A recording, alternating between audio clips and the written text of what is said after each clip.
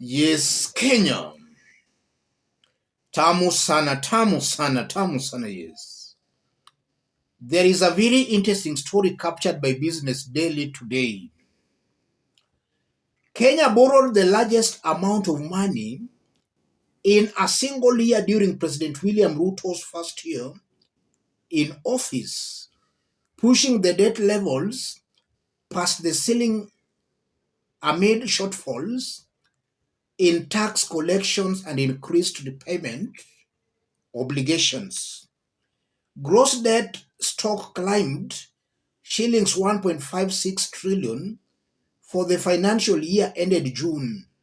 Fresh data released by the Treasury shows breaching the shillings 10 trillion mark by shillings 189.53 billion. In a nutshell, in the about 1 year William Ruto has been in power, he has borrowed more than any other government before. He has borrowed more than Uhuru Kenyatta, more than Kibaki, more than Moi in one single year. There was no time Uhuru borrowed the kind of money in 1 year the way Ruto has done. And he has even surpassed the ceiling. And it's going to be very difficult for any lending organization or donor to give Kenya money. I want us to dig deep into this because William Ruto has been saying he's increasing taxes because he does not want to borrow. But now it's coming out very clearly that he has borrowed more than any other government before. If you are watching us but you have not yet subscribed, subscribe, give this video a like. For those willing to support our forum, contact me through that number below. Let's proceed. Yes, what's going on, ladies and gentlemen? For those who have been following me keenly, I've always maintained that Ruto always speaks the opposite. And when I say that, I'm not taking sides at all. I'm just stating facts as they are. If William Ruto says he's going north, be rest assured he's going south. William Ruto was castigating Uhuru Kenyatta for the subsidies, and he was saying that the subsidies by Uhuru Kenyatta were benefiting some cartels. Now, as I talk, there is a plan by this government. In fact, the government has already given out fuel subsidies. My only worry is the way William Ruto was accusing Uhuru Kenyatta that the subsidies were benefiting cartels. It might be possible that the subsidies now being introduced by William Ruto are subsidies that are going to create a loophole for cartels, for corruption.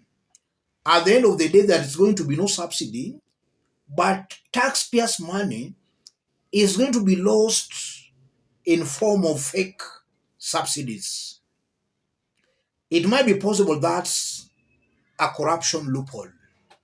So anything William Ruto says, he always does the opposite. And he has been raising taxes, saying that he has been doing that because he does not want to borrow. No president or no leader in Kenya since independence has ever borrowed within 1 year the way William Ruto has done. And that's a fact, ladies and gentlemen. So everything William Ruto has been talking about, Kenyans should expect the opposite. I saw a clip of William Ruto yesterday saying that the whole thing of Finance Bill 2023 was not about housing per se, but about jobs creation. So William Ruto was selling that agenda, or rather that idea that the hustlers were to get houses. He has made a U-turn. So it's no longer about houses, but about jobs. And then even those jobs, I'm very sure are not there. Yes. That's what is happening in Kenya Kwanza government. All this confirms that Kenyans are dealing with a criminal government. And that's something I keep on repeating. A criminal government. Leaders serving in this government, they are not fit holding public offices, starting from top to bottom. The only problem that the elected leaders who are charged with the responsibility of putting the executive into check are in bed with the executive. If our if the or our, if Parliament was working properly, William Ruto and his government ought to have been impeached long time ago. We still remember the edible oil imports, where Kenya's government lost about 10 billion Kenya shillings, an amount they could have gotten in form of taxes. Some corrupt individuals in this government gave permits to some unscrupulous business individuals close to power who then imported edible oil into the country tax-free. And then they sold it to the government. They never paid any tax on them. And they sold the oil to the government at an inflated price. The government lost about 10 billion on taxes alone. So I strongly believe, ladies and gentlemen, that this is a government that will never get it right. It's high time for Kenyans to wake up. You cannot elect quacks and then you expect services.